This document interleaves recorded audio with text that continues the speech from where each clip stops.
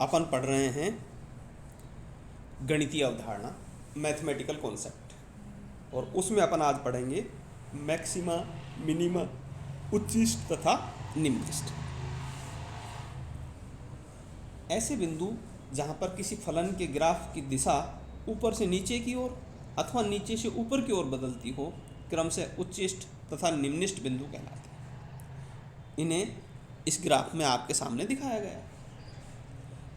एक फलन f(x) का x बराबर a पर मान f है, एक उच्चिष्ट मैक्सिमा होगा यदि ये मान a = x के निकटवर्ती क्षेत्र स्मॉल नेबरहुड में x के प्रत्येक मान से अधिकतम है। इसी प्रकार एक फलन f(x) का x बराबर b पर मान निम्निष्ट होगा यदि यह x बराबर b के निकटवर्ती क्षेत्र में x के प्रत्येक मान से न्यूनतम है। इंक्रीजिंग फंक्शन, वृद्धिमान फलन, किसी अंतराल a b में फलन का मान x की बढ़ोतरी के साथ बढ़े तो वह फलन वृद्धिमान फलन कहलाता है। ह्रासमान फलन, डिक्रीजिंग फंक्शंस, अंतराल a b में x के बढ़ने के साथ फलन का मान कम हो तो वह ह्रासमान का फलन कहलाता है। मतलब वैल्यू इंक्रीज होती जाए बेटा तो वो इंक्रीजिंग फंक्शन, वैल्यू डिक्रीज होती जाए तो वो डिक्रीजिंग फंक्शन, ह्रासमान फलन। इसके कुछ इंपॉर्टेंट पॉइंट्स मैं आपको बताता हूँ। उच्चिष्ट एवं निम्निष्ट बिंदुओं के चरम बिंदु एक्सट्रीम पॉइंट्स भी कहते हैं। किसी फलन के एक से अधिक उच्चिष्ट एवं निम्निष्ट बिंदु हो सकते हैं। किसी अंतराल में फलन का उच्चिष्ट मान अधिकतम या निम्निष्ट मान का न्यूनतम होना आवश्यक नहीं है। यदि किसी फलन का एक ही उच्चिष्ट या निम्निष्ट बिंदु हो तो वह अधिकतम या न्यूनतम होगा। एक मोनोटोनिकली ह्रासमान या वृद्धिमान फलन का कोई चरम बिंदु नहीं होता है। f(x) के दो समान मानों के बीच कम से कम एक उच्चिष्ट या निम्निष्ट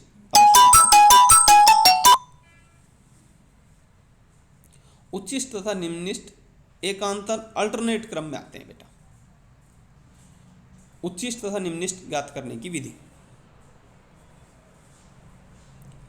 y बराबर f(x) का dy/dx बराबर 0 रखें तो x के जो मान आएंगे उनका फिर d2y/dx² निकालो और y डबल डैश या f डबल डैश x ज्ञात करो।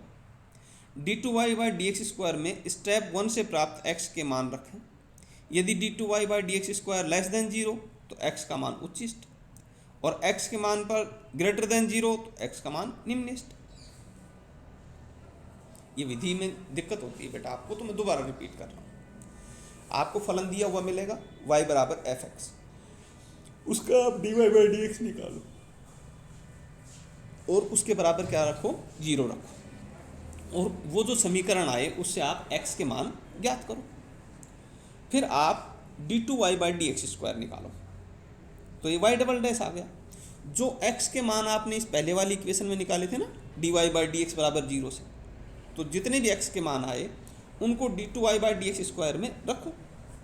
d2y/dx² को मान जब इनमें रखोगे x के, तो जैसे आप x के मान रखते जाओगे यदि वैल्यू लेस देन 0 आती है तो माइनस वैल्यू आई वो और वहाँ उसका मान उच्चिष्ट होगा, और जिस पर ज़्यादा आए पॉजिटिव आए तो वो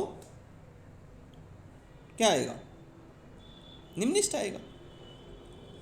एक उच्चिष्ट है यदि y डैश बराबर 0 और y double dash less than 0 है, और वो निम्निष्ट होगा यदि y डैश बराबर 0 पर y double dash greater than 0।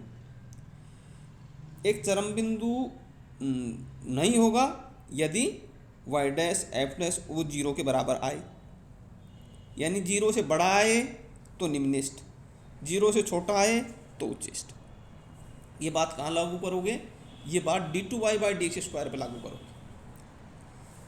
आपने y बराबर f(x) लिखा, उसका dy/dx निकाला, उस dy/dx को आप 0 के बराबर लिखो तो आपके पास वैल्यू आएंगी x की। ये जो x की वैल्यूज आई इनको आप d2y/dx² पे लिखो। अगर ये d2y/dx² लेस देन 0 आता है तो उस x के मान पर यह फलन आपका मैक्सिमा होगा, उच्चिष्ट होगा। और यदि ये जो मान है ये ग्रेटर देन 0 आता है d2y/dx² का x का मान रखने पर, तो वह फलन x के उस मान पर निम्निष्ट होगा, और यदि 0 आ जाता है बेटा तो वो उस पर ना तो उच्चिष्ट है और ना निम्निष्ट है।